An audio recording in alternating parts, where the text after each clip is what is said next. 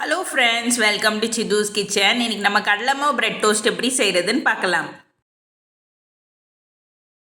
கடலை மாவு bread toast செய்ய ஒரு மிக்சிங் பவுலில் 2 கரண்டி கடலை மாவு எடுத்துக்கோங்க.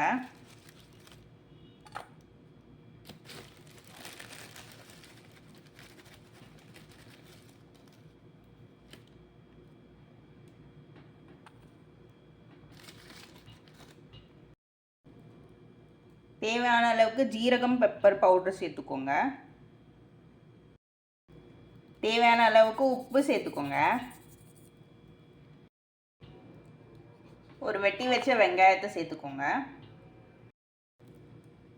தண்ணி ஊற்றி நல்லா மிக்ஸ் பண்ணிடுங்க.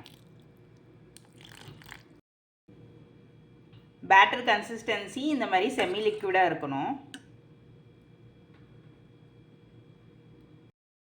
இப்போ நல்லா ஈவனாக ப்ரெட்டில் ஸ்ப்ரெட் பண்ணிடுங்க.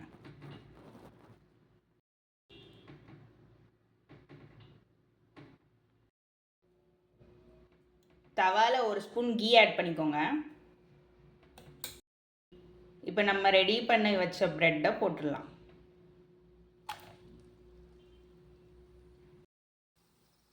ஒரு 3 மினிட்ஸ்க்கு லோ ஃப்ளேம்லேயே நல்லா டோஸ்ட் பண்ணி எடுத்துக்கோங்க.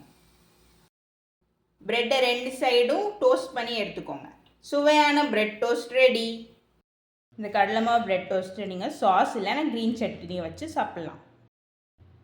நீங்களும் உங்கள் வீட்டில் ட்ரை பண்ணிவிட்டு கண்டிப்பாக கமெண்ட் பண்ணுங்கள்.